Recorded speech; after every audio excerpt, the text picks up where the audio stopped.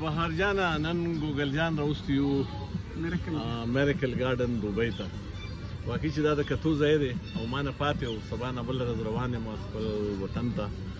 نو دا خیري و دا ګوګل جان بالکل خیري د ګوساړې سره وتړو. څنګه چې دا میاشت څنګه تېره شوه دا چکر؟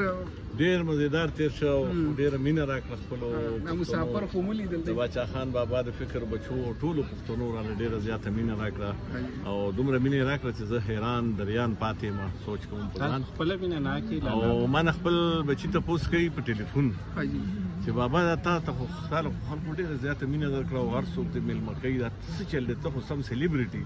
زه ورته وایم ما کې هېڅ کمال نشته. زه خو یو غریب سړی یم، یو عام وکیل یم د ثوابه د پنجپیر کلي یو ډېر عام زمیندار کور سړی یم. خو دا قدر خلک ماله نه کوي. دا د باچا خان بابا کرامات دي. څوک چې د کام خبره کوي دا کام هغوی نازوي. نو بس زه د باچا خان بابا د فکر بچی یم او د باچا خان بابا د فکر خبره کوم.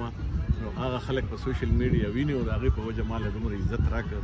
نو زه نورم چمتو کړم خپل کار ته، خپل د پښتون وطن کې د امن اواز ته، پښتون وطن کې په وسایلو باندې د خپل اختیار دپاره زه نور چمتو کړم چې دا چغې به وباسم.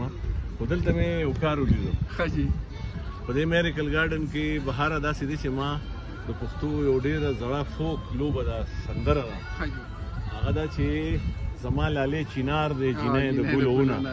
نو چینار خو مې لیدلی و خو د ګلو ونه ما چې د ګلو ونه چلته دا د ګلو ونې جوړې کړي دي. نو د ګلو ونه مې نن ولیده چې عربیانو جوړې کړي دي. دا دي دا ټپې هم دي ډېرې ډېرې دي. خو د ګلو ونه زما دا رایه شو چې زما لالې چینار دی جینۍ د ګلو ونه.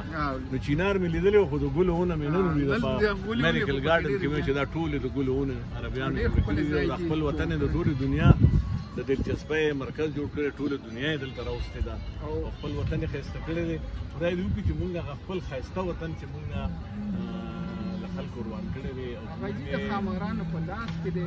د دغه ښامارانو الله دې وکړي چې د دغه ښامارانو د لاسه خلاص شي او دا ټول مسافر په خپل وطن شتمن چې مونږ کام شو د کام په حیث اواز پورته کړو. بیا د چا هغه پلار زموږ د وطن نشي نشلی خو مونږ په خپلو کې تقسیم یو. خدای دې مونږ یو کړي او خدای دې مونږ د باچا خان بابا د فکر بچي کړي ټول چې راپاسو د خپل وطن او د خپل کام لپاره په شریکه اوازونه پورته کړو. په هغې کې د امن لپاره او په خپلو وسایلو د خپل اختیار لپاره اوازونه پورته کړو. ځکه چې باچا خان بابا ویلي دي، مونږ ته 100 کاله مخکې ویلي دي خو مونږ پرې عمل نه کوو. خو مونږ ته ویلي دي چې کوم کامونه د خپل حق لپاره اوازونه نه پورته کوي هغوی بیا خپلې جنازې پورته کوي.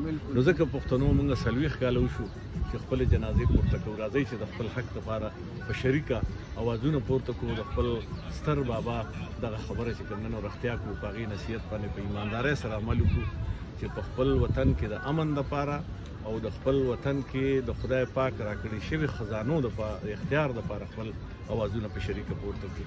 ډېره ډېره مننه، مهرباني.